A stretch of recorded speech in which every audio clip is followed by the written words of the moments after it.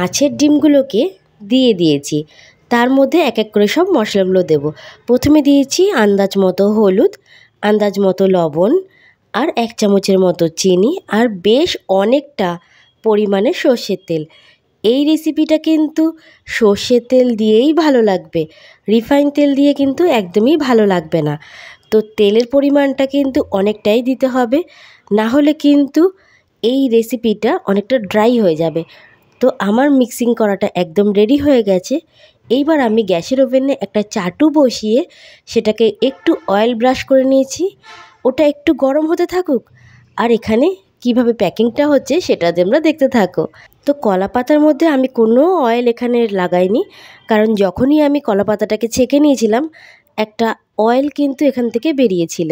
তো তার মাঝখানেই এই পাতুরির জন্য মিক্সিংটাকে দিয়ে দিয়ে আর এদিক ওদিক করে ভালো করে ফোল্ড করে নিয়েছি। তবে হ্যাঁ, এই রেসিপিটা যখন তৈরি করবে ফোল্ডিংটা কিন্তু খুব ইম্পর্টেন্ট, কারণ ফোল্ডিংটা যদি ঠিকমতো না হয় তাহলে কিন্তু ফেটে যেতে পারে।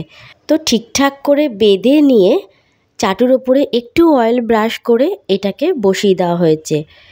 এক একটা ডিম পাতুরি হতে টাইম লেগেছিল প্রায় 45 থেকে 50 মিনিটের মতো, আর আঁচটাকে একদমই লো করে রাখতে হয়েছে। বেশি আঁচ দিলে পরে তখন হয়ে যাবে কি, পুড়ে যাওয়ার একটা ভয় থাকবে। তো এপিট ওপিট করে ভালো করে ভেজে এটাকে ঢেকে রাখা হয়েছিল। এইভাবে আমরা সেকেন্ডবার প্রসেসটাও কমপ্লিট করলাম। প্রথমবার যেই পদ্ধতিতে করা হয়েছিল সেকেন্ডবার ঠিক একই পদ্ধতিতে কলা পাতার মাঝখানে ডিমের পাতুরির যে মিক্সিংটা রেডি করা হয়েছিল সেটাকে দিয়ে চারিদিক থেকে ফোল্ড করে আবারও চাটুর মধ্যে বসিয়ে দেওয়া হয়েছে ভালো করে বেঁধে। তবে হ্যাঁ, চাটুর উপরে একটু অয়েল ব্রাশ কিন্তু করে দিতেই হবে। তারপরে এটাও প্রায় 45 থেকে 50 মিনিট অবধি রাখা হয়েছে, ভালো করে এপিট ওপিট করে সেঁকা হয়েছে, ঢেকে রাখা হয়েছে। তারপরে ফাইনালি এখন সার্ভ করার পালা, সময় চলে এসেছে। তো তোমাদের সাথে সেটাও শেয়ার করছি। দেখো তোমরা একবার কি সুন্দর দেখতে হয়েছে।